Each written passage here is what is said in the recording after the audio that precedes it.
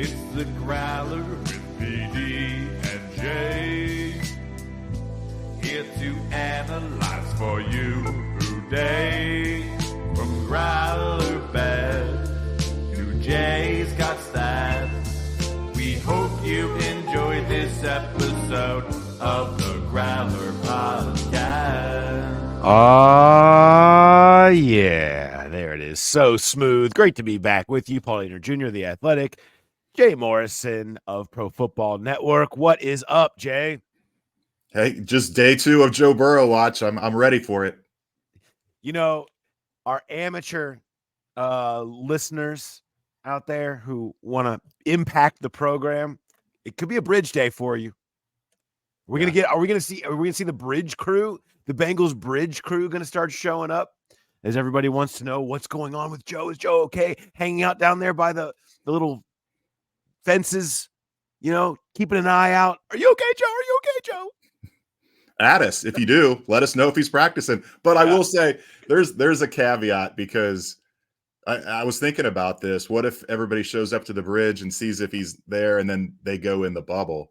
And then that it could create panic. But if you look at the weather, there are storms supposed to roll in around 12 or 1. They could go in the bubble as a weather contingency. Doesn't necessarily mean they're hiding anything about Joe Burrow if they go in the bubble today. Conspiracy. They're hiding it. There's no doubt. So we're going to get to the Joe Burrow taking a day off drama, what it means. We're going to get into all of that stuff, which went down yesterday. We're going to play a little bit of deal or no deal. Right? Yeah. Is it a thing? Is it not a thing on kind of what's going on right now? Because everything that happens this time of year is like, is it a thing? I don't know if it's a thing, right? I feel like everything feels like that because it all comes couched with it's June 5th, right? And so we'll play a little bit of that. We will talk a little bit about the Justin Jefferson extension effect on Jamar Chase, where that stands. I know Jay and I both wrote about that this week. You can go check those out on our site, stories that we have up on what comes next. But we're going to discuss that a little bit further. There's some run, pass, or boot. Jay has put out a controversial list of the top receivers in Bengals history that we're going to have to discuss. So we'll dive a little bit into his best wide receivers in Bengals history list, which is a small piggyback onto some of the Ring of Honor discussion that we had last week, because there are some of the similar names that have been in the mix in the Ring of Honor, but I think it's a fun conversation. We have some Arby's. Jay says he has stunning roster trivia that I don't know, and I want to know how stunned I'm going to be. He's keeping it from me. He's going to ambush me with this, so I'm looking forward to that. But hey, make sure you are watching us on YouTube.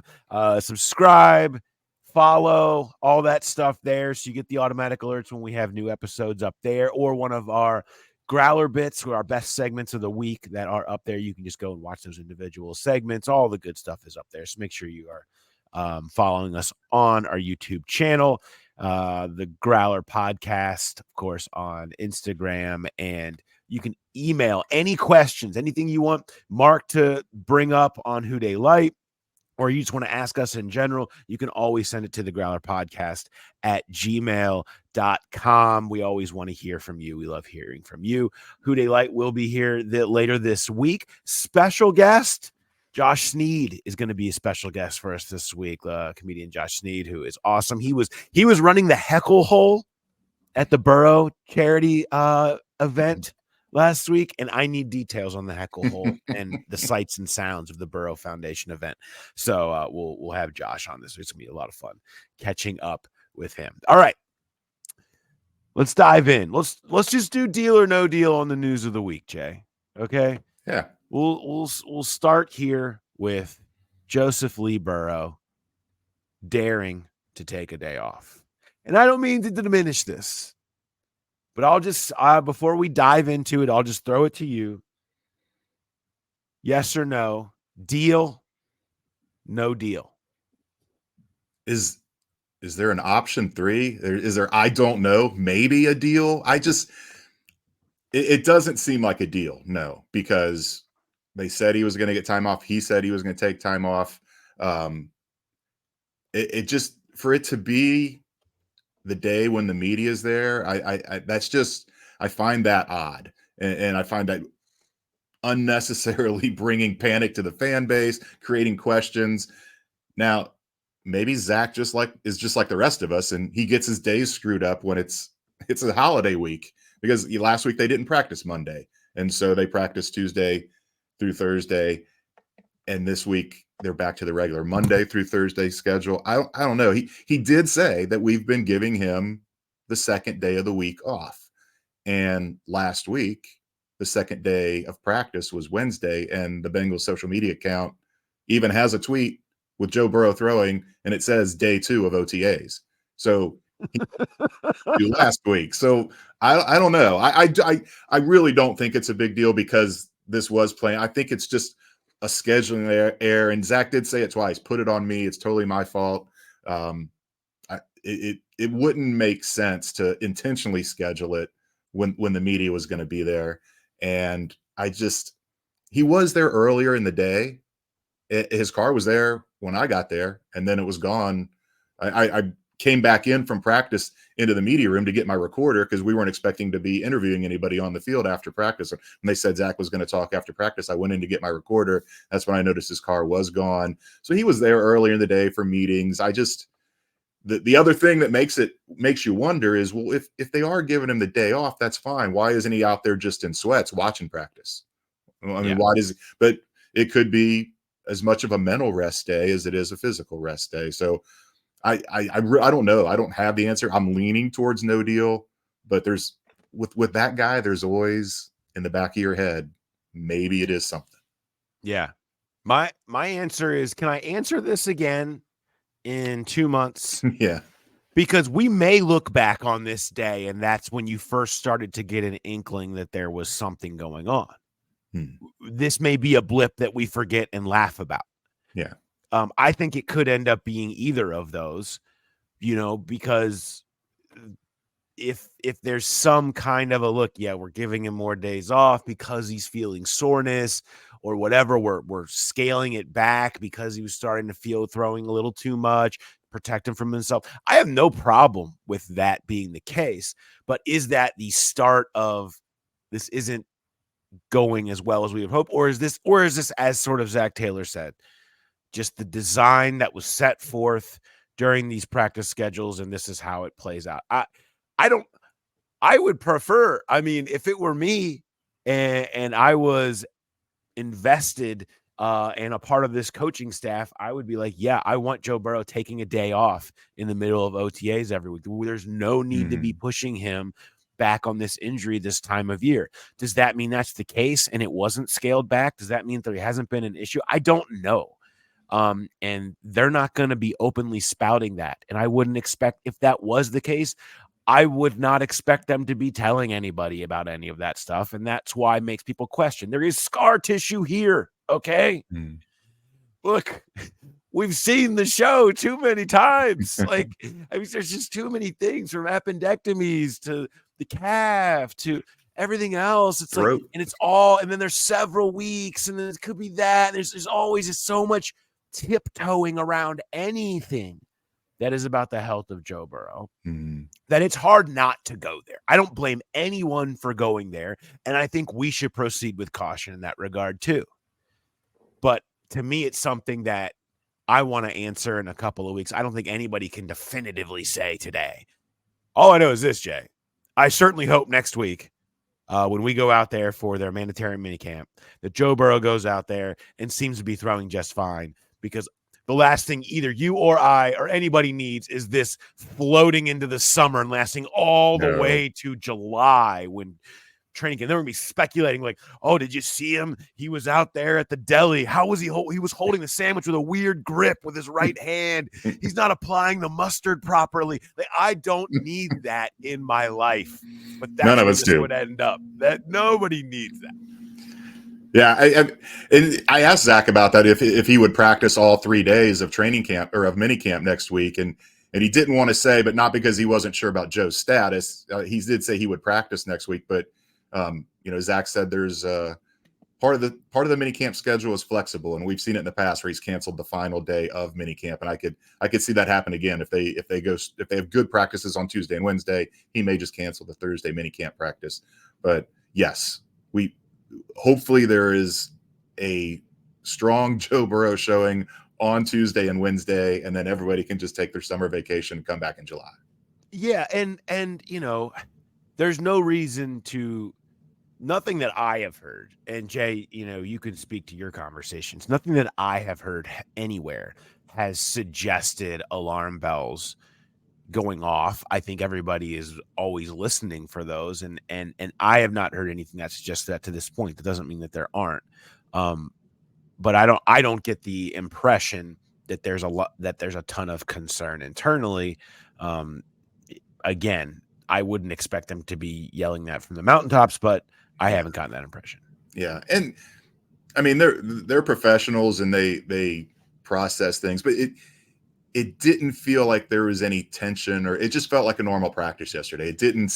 Everybody seemed loose in the locker room when we had the open locker room after practice. It didn't seem like there was any kind of underlying current of, here we go again. You don't want to read too much into that because they are trained next man up and all that, where it's not like it would have been devastating if they had heard something about Joe. But we've seen him throw too. He looks good. If he's got something going on that doesn't feel right, you would have thought you would see maybe an errant throw here or there, or a wince or something like that. And we haven't seen any of that. No, we're only there one day a week, but there's been nothing has been said to lead you to believe that, and nothing we've seen has led to believe that. Zach Taylor saying that Burrow will practice today, Wednesday, and then be back next week. So will we see anything from the social account, a video, slow-mo perhaps, hair flowing, maybe it could be something of just that the extension on the wrist in super slow-mo, then a look towards the camera, right? From Bengals social. We've gotten a number of those this offseason, so perhaps we'll see another one this time. But that's the latest stats, bro. So I guess we're both saying we're passing on the definitive nature of deal or no deal on this one, which is fine. We're allowed. It's our show, Jay. We do what we want. Rules. We made up this game. Everything's made up. It's June. Yes. Every single thing. We're going to debate a list later that you made up. Like, this is what we're doing. It's June. I didn't make it up, but what you took the list and but made it up sounds like I was just willy-nilly throwing them together. I put a lot of thought into it. A lot. I did. I spent way too much time digging into stats. I believe it. If there's anything that I believe, it's that you spent way too much time. I bet there were multiple spreadsheets involved. Yes, there are. Yeah, of course there are. There probably still are. You probably still have spreadsheet tabs open right now on the computer in front of you. So I just finished this up before we came on. I had done, you can't do this, just run the report for most 40-yard touchdowns in NFL history, 40 yards or more. So I went to the touchdown finder on Pro Football Network, and they only show you 100 at a time. Copy, paste. There's like 8,000, and I've got them all. Jay. I do. And so now I have them, and I can sort them any which way I want.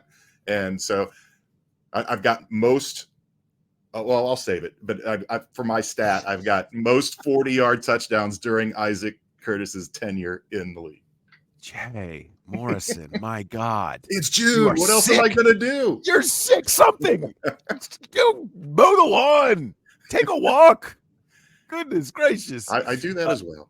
Yeah, you're like, I got time for that. Okay. All right. Let's go.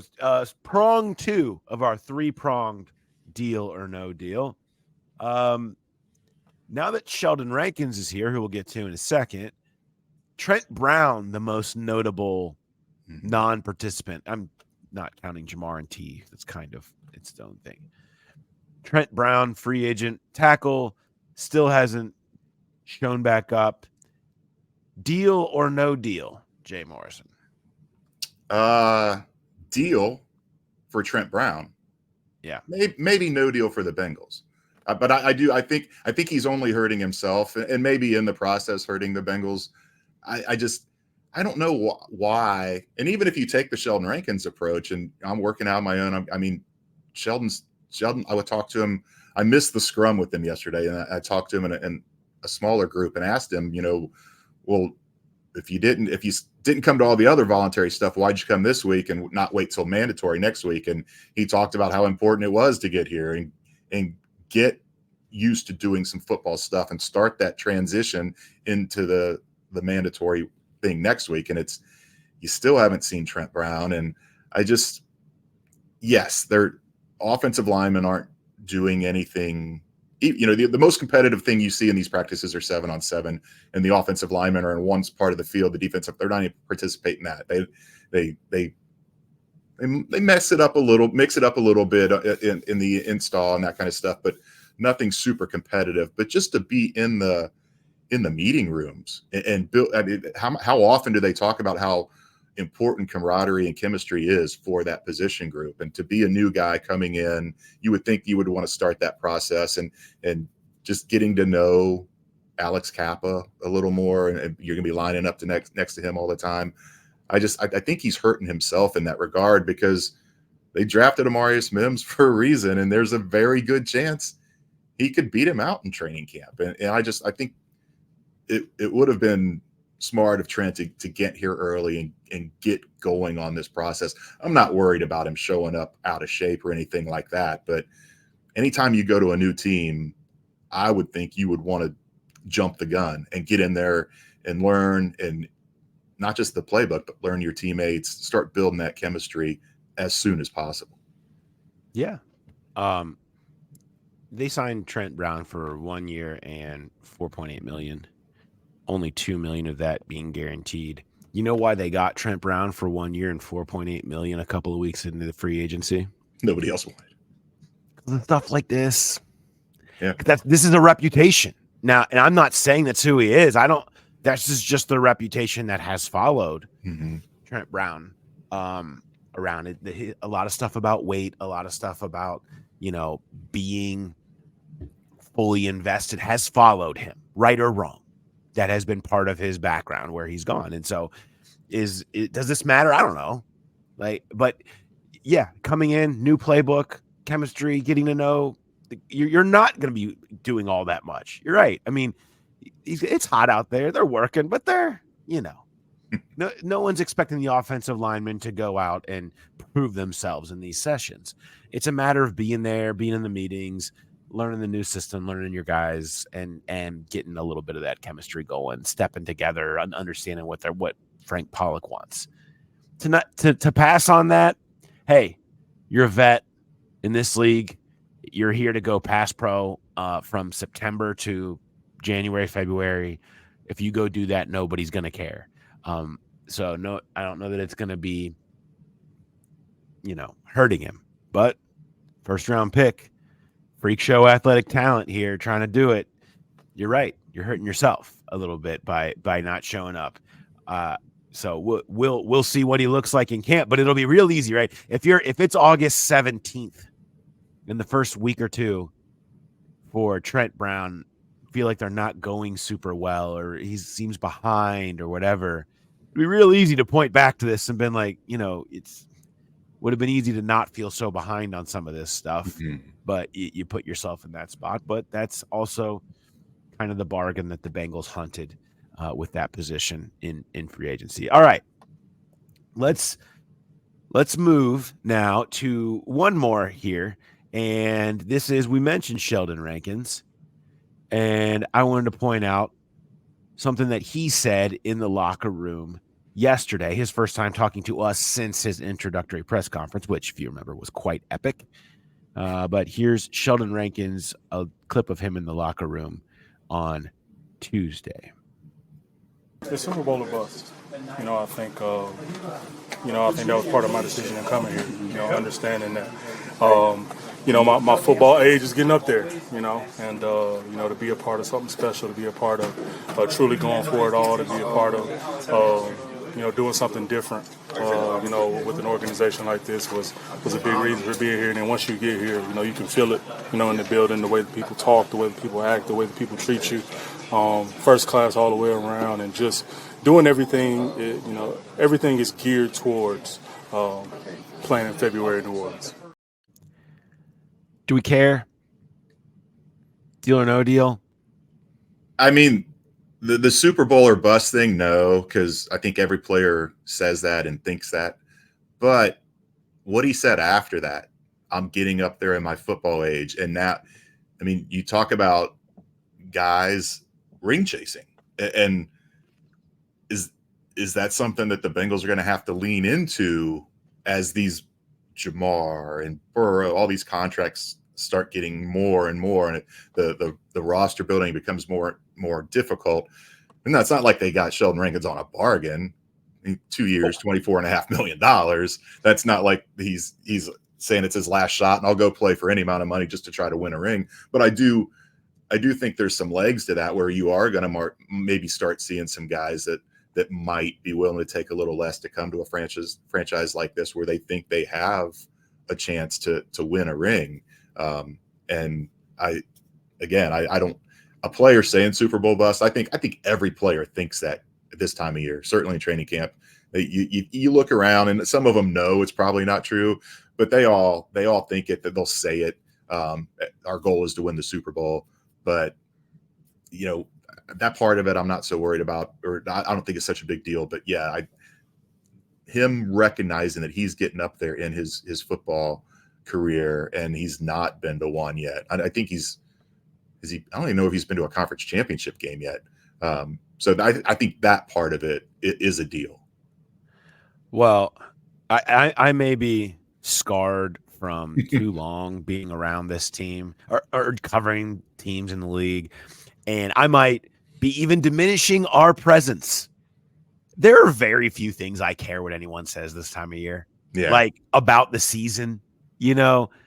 It's just everybody has the same positive attitude. Everybody feels good about it. Everything's going to be fine. We're going to win. We won it. You can sense how excited everybody is. I don't know.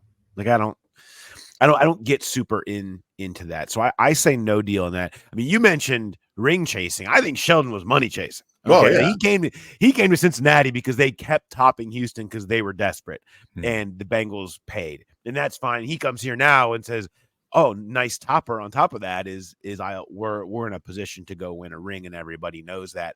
I thought that was the most interesting thing that he said was just the point of everybody kind of him noticing that the moment he got into the way people talked, the way people acted, the focus of everybody there was focused on winning in January and February and trying to win the Super Bowl. And so that was something, but I know that circulated a lot. Like, oh, Super Bowl or bust. Can you feel it? He's feeling it. It's like, I don't know, man. These guys, everybody's so excited and thinking they're going to win the Super Bowl every year. And then they go 2-15, right? So like it's just I wouldn't take that necessarily for anything. But yeah, I do think a free agent coming in and sensing that a little bit is certainly good. I wouldn't make as big a deal as maybe it was being made in other spots.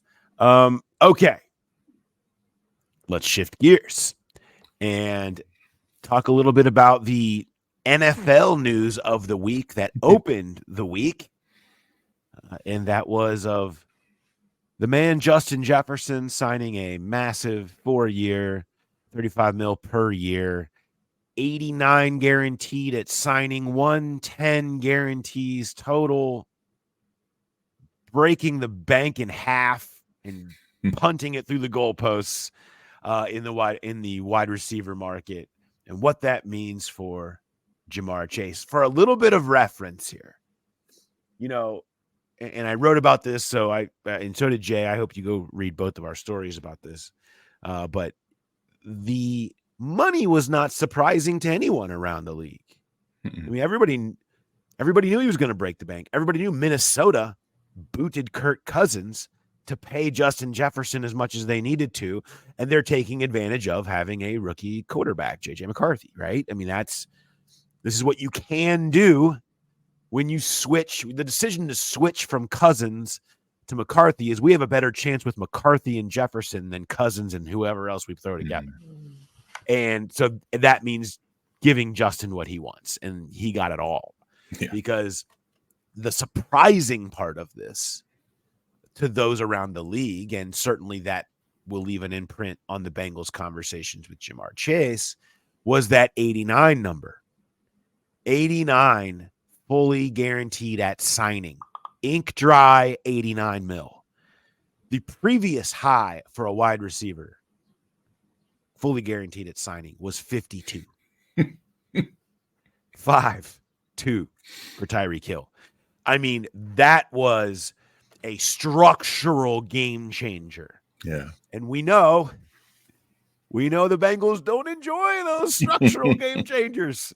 They don't enjoy those guarantees. That's it. Oh, the ugly G. No one wants the ugly G number, right? That's not they have learned many ways to get around it and throw all kinds of early cash and all this. And I don't want to bore people with contract structural talk too much because people just want to know the same thing. Jay, is Jamar still coming here? Is Jamar still going to be here with Burrow forever?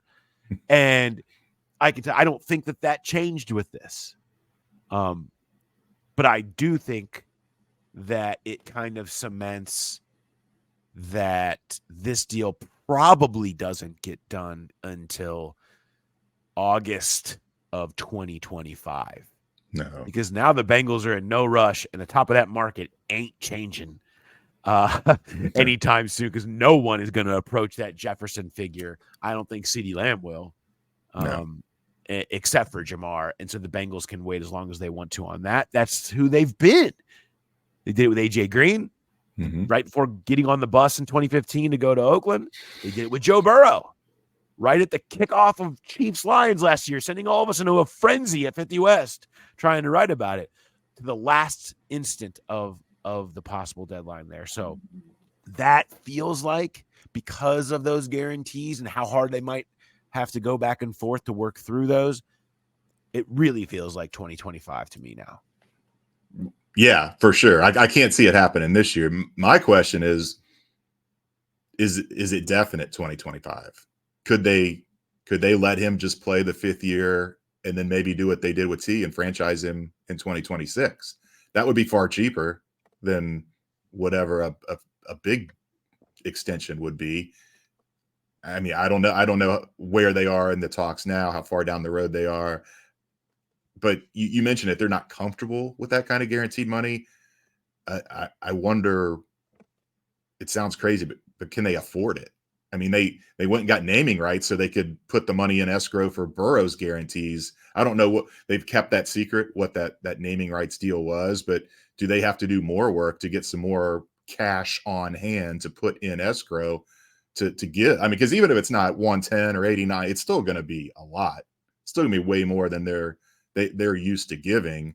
And I wonder if, I mean, the Bengals have not been shy about making their superstars or not their big guys uncomfortable or unhappy.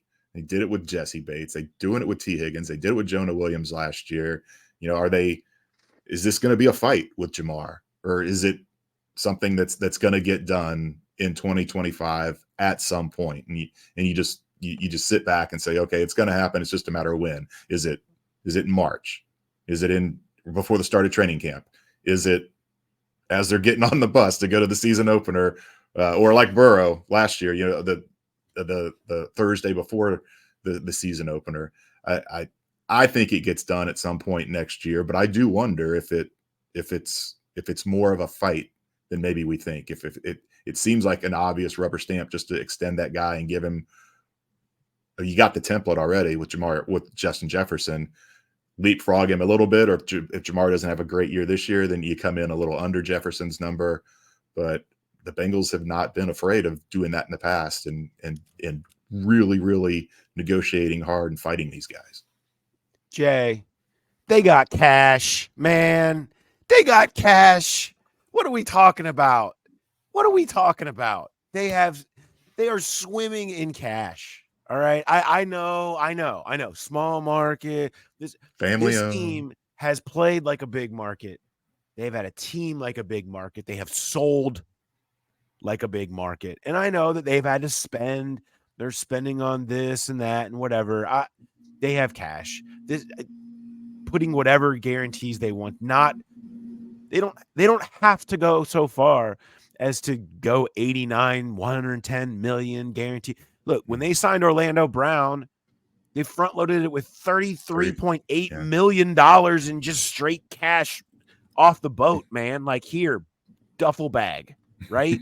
I mean, and then the next year, the cash number was 8, because that's how you get around having to do the guarantee number. Just give them the money, right? And they can find ways to do that. They have years to plan this out. They've plotted this out since the beginning of the Burrow negotiation. They know what they're doing here. They know how to do it. I don't think that this changes. They can find ways around that and still guarantee some, if that's what it's going to be about. And they might have to finagle. I don't see a franchise. You get to a franchise tag, and you've now given the 5th-year option in 2025 of 21.9. That's fully guaranteed. And then a franchise tag, which with all the contracts that were just signed, receiver is going to be way higher than 21.9 that year. You're looking at about 50 million. You're just guaranteeing over 2 years right then anyway.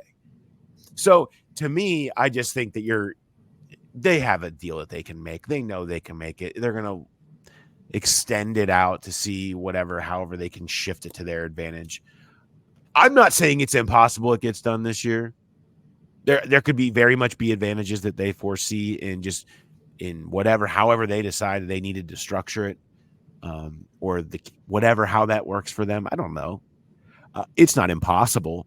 I just think history and the fact that the market is now going to stabilize around Jamar Chase suggests that they wait, and because there's no reason for them to go. The only reason for them to hurry up was to get in before Jefferson, and that was never going to happen. Hell yeah, I'm waiting. That's right.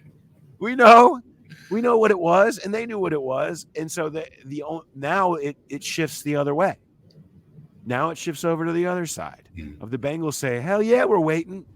We got no reason to go. If you want to sign now, if you don't want to have to worry about a potential of an injury this year or whatever, changing things, then you can give up X, Y, or Z, and we'll do it now. Otherwise, we're happy to do it next year, like the vast, vast majority of these deals get done, which is before your 5th-year option season. That has been the history.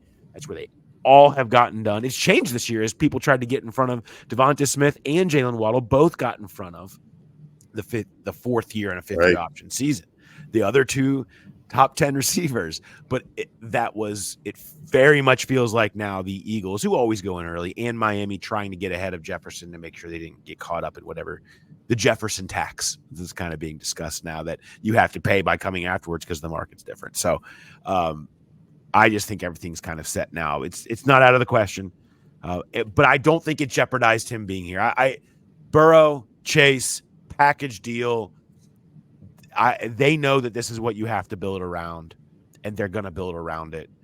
It's the reason that they've taken the approach they have with T. I don't have any I'm not saying 0% chance, but I don't have any concern about there being a massive blow up with Chase like we've seen happen with T. I think the plan is to keep Burrow and Chase together through Chase's prime.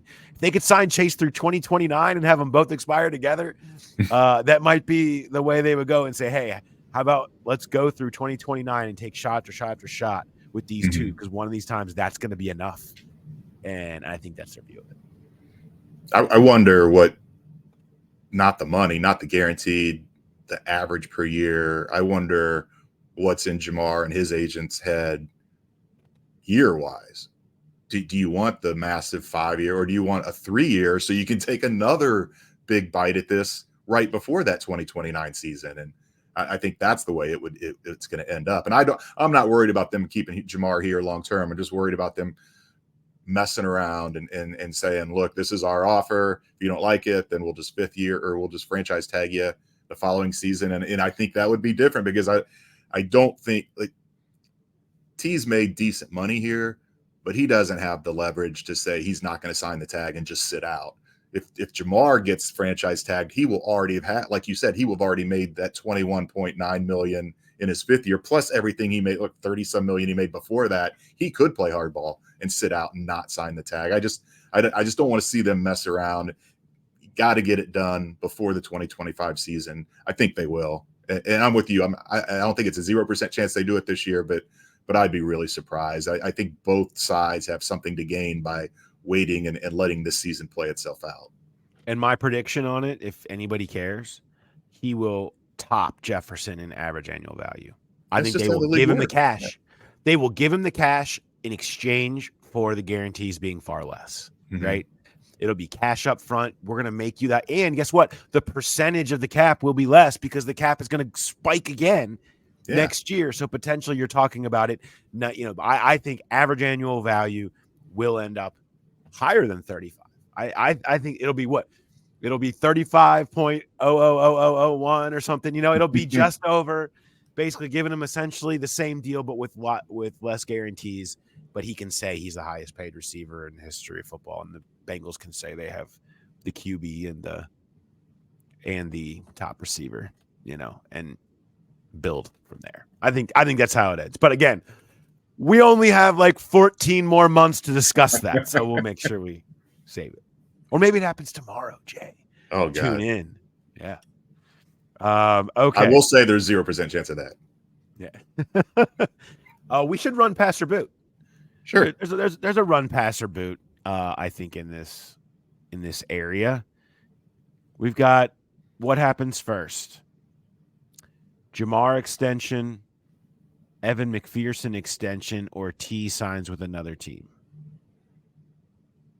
I'm gonna boot Jamar extension because I think it's 2025 and I think it's late in 20. I think this goes down to the wire right before the 2025 season starts. There's gonna be a lot of back and forth. I'll run with Evan McPherson. It just makes too much sense. It's like the contract's already written. You see where all these kickers are. It's you kind of know what it's going to be. You got the money to do it. I think they're. I don't know why wait. I would be surprised if they don't get him done before the start of training camp. Or maybe they do it next week in minicamp and send him into the 6-week break with a nice big bump. But that's an automatic one. So I'll put T in the middle there to run with McPherson, pass on T, and boot Jamar. I agree. I think Evan is an easy move to do. Very Logan Wilson-y, if you will, from last year. Right? It was just, man, this guy's good. You know what it's going to cost. It's good for everybody. Wants to be here. You want him here. Drafted player. I think that's a simple one too. I'm with you. Yeah, and I think next March, T will get paid handsomely by some other team. And so I think that's where the probabilities lie at this point. All right. Let's shift it forward to Jay causing a stir. Shall we? Every list causes a stir. Yes. But this one came out and you have been taking on the task of ranking wide receivers in Bengals history. You put together a top 10. I would ask people to go read it on Pro Football Network. You've got a couple of these. If people want to continue to dive into the debate, if you will. But it had an interesting name in here. The top 5. Your top 5 went Chad Johnson, AJ Green, Carl Pickens, Jamar Chase, Isaac Curtis. This is an impossible task. Yeah, it is. To compare people across generations, eras of football that were completely different, styles of football that were completely different, and then the Chase factor of incomplete, only 3 seasons, that you're trying to judge him against full careers of people from other eras. It's not really fair. I'll say this is probably about criteria. What was your criteria here before I offer my opinion? So I wanted to exclude active players. And my bosses are like, no, that's what's going to drive discussion and engagement. And so I was like, okay, so when it came, and I had a really hard decision at 10 between T. Higgins and Tim McGee. But when it came to T and Jamar, it's like, okay, if they retire today or get traded today, whatever, never play another snap for the Bengals, where would they rank? Because I think Jamar is going to be number one on that list. Chad retweeted it and said he already is. So it's going to happen. Jamar is going to, but you can't say it's guaranteed or just assume the future is there. So my criteria was just to look at what their body of work as it stands right now. And then when it came to judging guys in different eras, I looked at where, especially with Isaac, I was stunned with these numbers, but I looked at where they ranked each season of their career among their peers in the three main categories, which are receptions, receiving yards, and receiving touchdowns. And Isaac it was just surprising. His average ranking in receiving yards was 37th. His average ranking in receptions per season was 56.5, and his average ranking in receiving touchdowns was 46. That's a lot of players that did better than him in each given season. Yeah, they weren't throwing the ball that much back then, but they were all doing it the same. And you could argue the Bengals were throwing it more than most teams during that era. So that one just really stood out to me. You have to look at the career list, whether you want to or not. Most receiving yards, most receptions, Bengal records in other categories, most 100-yard games, consecutive 100-yard games, all that. I mean, I went into it thinking Isaac was going to be third or fourth, and I don't know. When I saw those, I felt like Pickens had a better body of work, and Isaac Curtis spent his entire career with a quarterback who should be a Hall of Famer. We all agree on that. Ken Anderson should be in the Hall of Fame. Carl Pickens was playing with guys Jeff Blake was the top of the chain there, and he was good for a couple of years, but Carl Pickens never really had an elite quarterback throwing to him. So I couldn't go Jamar 3. I felt Jamar had to be at 4 with a short body of work, and then it basically came down between Pickens and Isaac for 3 and 5. And I know it made a lot of people mad, and a lot of people probably didn't even read the article. They just saw the rankings and thought I was just judging it on eras, and that wasn't the case. I put a lot of thought into it, but the first game I ever went to as a fan was in 1976. I saw basically Isaac Curtis's entire career. My dad had season tickets. I went to a lot of games, watched a lot of games on TV, road games. I have great respect and admiration, and all those clips that Bengal Jim post, and you watch what Isaac Curtis did, amazing. But I just don't. I think he was explosive in an era when there wasn't a lot of explosion, and there's something to be said for that. But I just don't think the overall consistency and production was there among his peers. Headline on the YouTube clip: Morrison destroys Curtis. That's not at all what I'm doing. Fifth on this team. I mean, wide receiver is probably the best position in this franchise history. They've done that position better than any other position. So to be fifth on this list is still pretty damn good. No question. And again, this is an impossible task in a lot of ways. And I think you took a pragmatic approach with, look, how did you do compared to everybody else? And, people were impressed by him. He had, if you look at Isaac, I mean, he had 3 second-team All-Pros in his first 4 years and 4 Pro Bowls. I don't care about Pro Bowls as much, but those second-team All-Pros matter. Carl Pickens had 2 second-team All-Pros. AJ had 2 second-team All-Pros, if you're talking about early on, and Chad had more. But I am a believer in the pro, whether we're talking about the real Hall of Fame, the Ring of Honor. Show me your best 6. I think that's the best number where you get peak and longevity combined. I don't need more. Like 6 seasons in the NFL, a full 6 peak seasons. Show me your best 6 is kind of my approach to all of those things. And so Jamar doesn't even count in there. Yeah. But I look at the eye test, and I'm just like, I have a hard time having Jamar behind Carl Pickens. Carl Pickens was great. Carl Pickens was a beast. Carl Pickens won jump ball after jump ball from quarterbacks who couldn't throw accurately. Okay. Is that playing receiver? To me, I go to Jamar. And you're right. I think his numbers 3 more years from now he'll probably be number one. Maybe What one he's more year. probably going to do. You could argue him number one right now, just on the peak three and what he's done. No question. I have him in front of Pickens.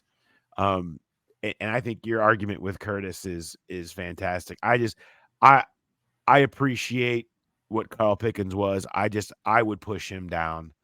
And maybe that's just a view of bad football that's sort of kind of that unfortunately blankets those guys.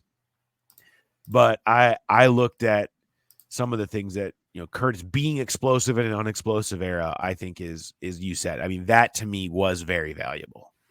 I mean, his yards per reception number being otherworldly was very valuable because it was so hard to find explosion when every single receiver could just get crushed at the line and thrown to the ground, essentially.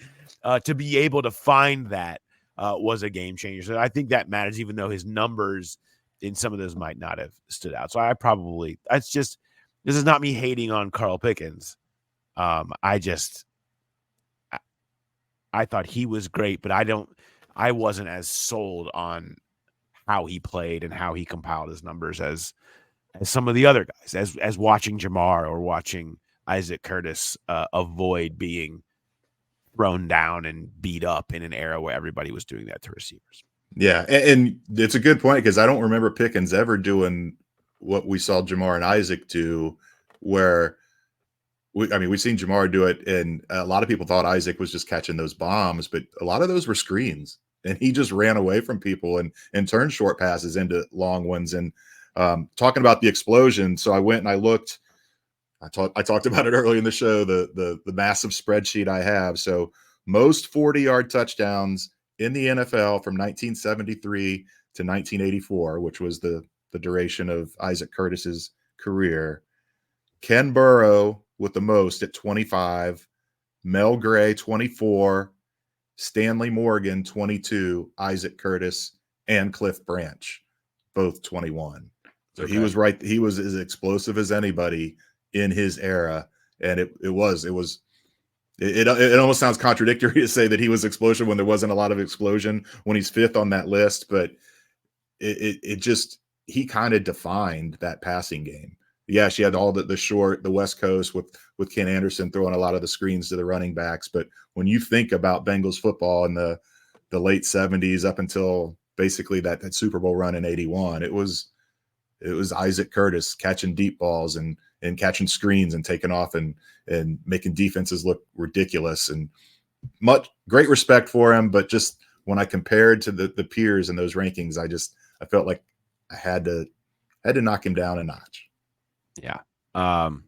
Chris Collinsworth knocking on his door too, who had better numbers than people tend to give him credit for on those teams in the 80s. I mean, the Bengals have been a great organization for receiver play. There's no question about that. And, have basically always been willing to pay those guys, which goes back to our previous conversation, right? You can look at this list and you see a lot of guys that played a lot of years in Cincinnati and got pretty big contracts to stay in Cincinnati. You're talking about Chad, Carl, Jamar, Isaac Curtis, different eras, different times, different expectations, but everybody got deals to stick around. AJ, obviously, the most recent of those. You have stunning roster trivia for me, and I'm prepared to be stunned. Please stun me, Jay. And maybe the number. I don't know if you've looked into other possible extensions besides Evan McPherson, but the roster currently has 87 players on it. How many of them do you think our contracts will expire at the end of this year? Oh, the free agents to be? Yeah. Oh. Well, you throw in all of these. Oh. Yeah, I know. It's hard. 30 some? So maybe it's not stunning. It's 34. It's 39% of the roster. That seems really, really high. Now, 8 of them are starters, but that just seemed really high. It seems like every year when you go into the spring, you're talking about, they have 12 free agents. They have 14. And you're right. What, 60 69 of these 87 are going to be sticking around through the season. So you can probably take 18 off of those once they have cuts. But that seemed like a lot when I went to look and see who all would be eligible for extensions, and 34 guys with contracts expiring at the end of the year. So maybe it's not stunning. You almost hit it on the nose. Yeah, I think I had looked at that number before. Yeah. But you're right. To me, it's always the starter number. You're right. Yeah. That 8, which is a big number. And 2 of those are specialists, Evan and Cal Adamitis. But I don't know if you count them as starters. I do. I mean, they are your number Evan one. Certainly. Yes. Would be there. Evan, Cal, the relative. I'm looking at right now going down the rest of the list.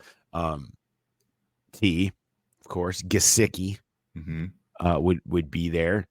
Ted Karras, Hilton on that list. Trent Brown, assuming you're counting him as a starter. I don't know if I did or not. Maybe there's 9. Because it would be either him or Mims, however you're viewing Trent Brown, would be one who's going to be a free agent next year. BJ Hill would be on that list. Mike Hilton would be on that list. And I guess if you're counting Von Bell as a starter, it might be. I was. I did count Von Bell or Battle, however you're looking at that. So, and then Evan and Cal. I mean, there's a lot of names. Yeah. It is a lot. It is a lot of names, and they've got a lot of work to do when you start talking about potential extensions. And when we do, who would you give? We talked about Evan. Is there another? I have my name. What is the other name that you would put the top of the potential other extensions list that they would extend an offer to or have interest in getting done and maybe get done? Right now, I'd say Mike Hilton, just because you don't know what you have. I mean, I think Dax's best position is slot, but we haven't really seen it yet. So, and I can't think. Mike's got to be over 30, right? Yes. He's getting close. Yes. So, and maybe BJ Hill, but you just drafted 2 defensive tackles. You plan for this succession plan. Karras, right? Yeah, you're right. To me, it's the fact that they have no succession plan there. And if you came to Ted and said, "Can we just tack one more on and give you a little more money, like for being a great dude? What if we make a massive donation, to the village? Can we count that? Can I buy a bunch of Cincy hats and get you here to stay another year, please?" Ted obviously would love being here because of all the good that he's been able to do in the community and the connection here. And I think that would be worth it to him. It's just a matter of finding the right deal that works. Is it adding 1 year? Is it adding 2 years? Is it an option? Whatever that is. I think that's something the Bengals should have interest in, strictly because they have no other plan beyond that. And he is such an important integral leader in that regard. And I think it'd be easier for them to tag on a year now than sign him if he hits free agency next year, because he's going to want more than 1 year next year, I would think.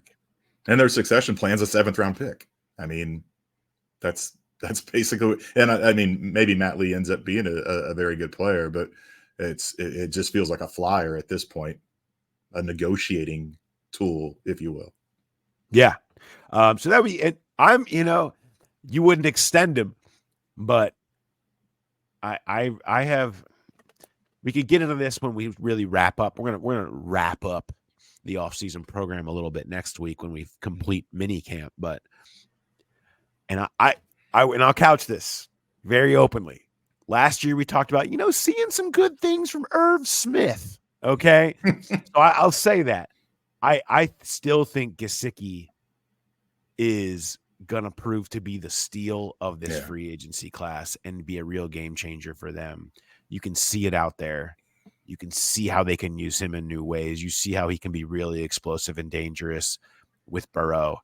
And so I'm not going to say they're going to extend him, but I think they're loving the idea of what they can do with him here. And there'd be a chance he can break the chain, Jay, of the 1 year tight end, right? Break it, get some continuity here potentially for Mike Gesicki, or not, or he just goes and signs for $8 million in Carolina, like all the rest. So, it breaks the chain or continues it in another tight end that Joe Burrow gets paid. Just a matter of, is it going to be here or somewhere else? No doubt about that. All right. Let's go Arby's time here. We can wrap us up with any related Bengals insight, extras, and stories. What's your Arby's you've got going on this week, Jay? Yeah, so I went to the Logan Wilson charity softball game Saturday and had a blast. It's so fun seeing those guys in that relaxed atmosphere. It's so fun seeing those guys look like average guys. You would think elite professional football players would just go out on the softball field and be smooth, and it's not the case at all. You could go into a bar and grab like the 10 most athletic looking guys, and they would probably beat them in a softball game.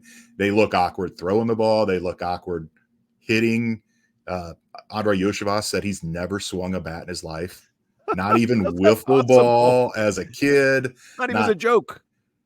No, he swore, and he got in the home run derby contest when he'd never swung a bat before. Wow.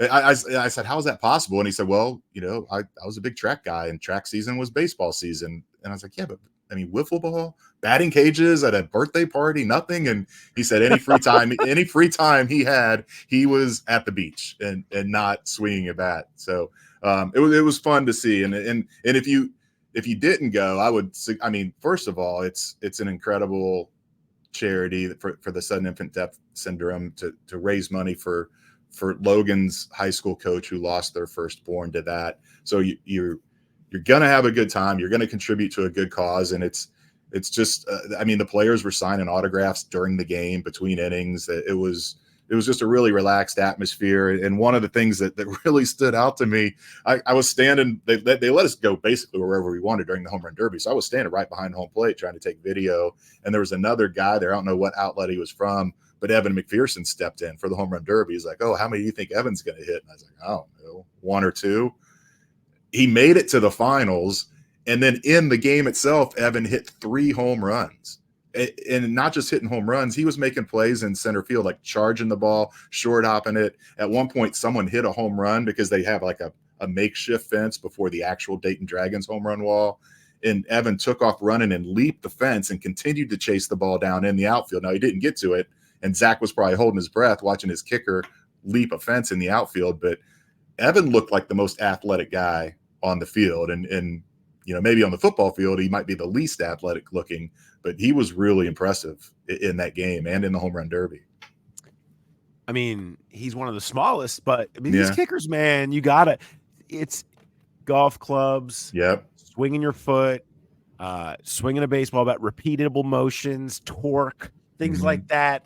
Body control. Kickers got that, man. Now, I'm not saying that Evans would be out here hitting 35 dingers in the major leagues or anything like that, but I do think there's something about understanding how to generate power. Yeah, good point. With your body that can be part of doing that. So shout out to Evan, which, by the way, teaser for a story that I'm going to have coming up. Talked to Evan about the new kickoffs a little bit, and he pointed out very quickly to me, I will not be practicing tackling anytime soon. Like, do not expect. I know there's this whole thing that like these kickers could be in on more tackles. That is not something he plans on being a part of in terms of like, oh yeah, I'm gonna going through tackle drills and like taking out the dummies to be better at he's like, and he said his tackle stats, he doesn't think he has tackle stats except for one time in the preseason when there was a rule for him to never tackle. He did get in the way and kind of end up being part of one in a preseason game, but never in a regular season. I need to check his tackle stats. I don't know if he's remembering correctly.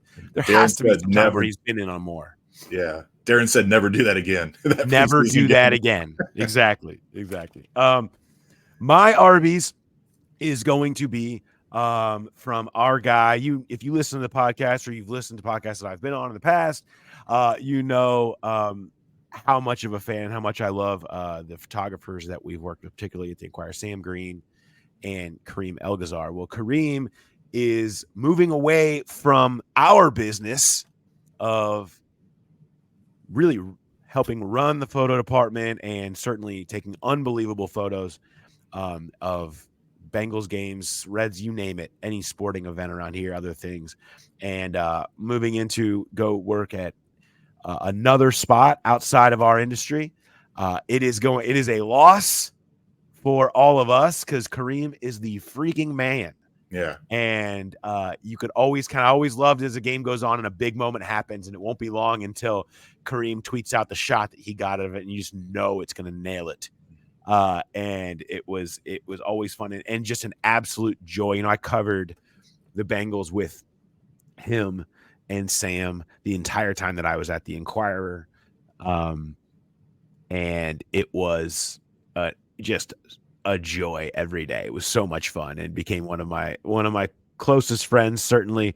And it's sad to see him out of the business, but I'm thrilled for him, what he's doing and what's next for him. It's going to be awesome. But I did want to share my favorite Kareem photo. It was taken the last game we worked together, and it was in Pittsburgh. It was actually Marvin Lewis's last game, and the Bengals lost. And there was a moment where Steelers fans were just going nuts, and they had just either scored a touchdown or something like that. And Kareem spots this man in a Bengals Christmas sweater, amongst the waves of black and yellow. And the man is just fixated on his hamburger in his hand. And this photo emerged. You're watching on YouTube. It is unbelievable. I will never forget how hard we laughed the entire ride from Pittsburgh to Cincinnati at this photo, thinking about what is going through this man's head in his Bengals sweater, staring at his bird. He's like, this wasn't a passing thing where, like the famous Muhammad Ali photo where it's one quick move with his arm, but the photo shows him flexing over top of the knockout, right? No, this was a long, thought out stare of fixation on a burger in a really rough moment. And he just felt like he was really contemplating a lot of life choices. This is art. This is art. A Bengals fan coming to terms with his life, that all he has is this burger and broken dreams. And I loved it. I've loved this photo ever since. I love thinking about how hard we laughed at people on Twitter responding to what the caption should be to this photo on our whole ride back, and us laughing about it. One of my favorite moments. So I printed out an 8x10 of it and framed it for him to have. And in the most unserious photo, hang it like in your office right next to your diploma, right? Where it's just your most serious thing and then your least serious. But I still think Kareem's greatest work of many. But congrats to Kareem on a great run at the Inquirer. And it's going to be awesome to see him go and continue to do great things in other spots. So shout out to you, Kareem. You're the man. You should print out a second one and have him autograph it for you. And you can frame it and put it in your office. I mean, I think it would look real good right back here behind me. There's no question. Kick one of my daughter's paintings out. Time to go. Burger Man's going up. All right. That's what it is. I've got a favorite Kareem visual as well. And I don't have the visual evidence to share with everybody, but do you remember I can't remember the game it was, but he was on the sideline. And as photographers do, he's on his knees sometimes for the lower angle shot. And the photographers are taught that if a player is coming at you out of bounds, you stand there. They're more athletic than you. They'll avoid you. And there's a play where he's on his knees and the guy's running right at him. And he did this like little knee run out of the way. It was talk about guys that you don't think that are that athletic showing great athleticism. It was funny to see his little knee scoot away from danger. It was at then Paul Brown Stadium. I don't remember the game. I don't even know how I would look it up, but it was on the actual TV broadcast. It was the Kareem, the Alcazar shimmy. I mean, was really what it was. I mean, it was to move on his knees away from the play as it was happening. An incredible move. He pointed out that somebody took a tripod to the knee. I think Gary Landers might have been behind him and had to take one because of his epic move. But yeah. Kareem, just a legend on the sidelines for being able to maneuver in a big spot. But yeah, congrats to Kareem. Great run. Excited for what's next for you, bud. So, all right. Thanks, everybody, for listening. Make sure you check out Who Dey Light later this week. Send in your questions to thegrowlerpodcast@gmail.com. We will get to them. Looking forward to having that go down this weekend. So thanks, everybody. We'll talk to you next time. Have a good one.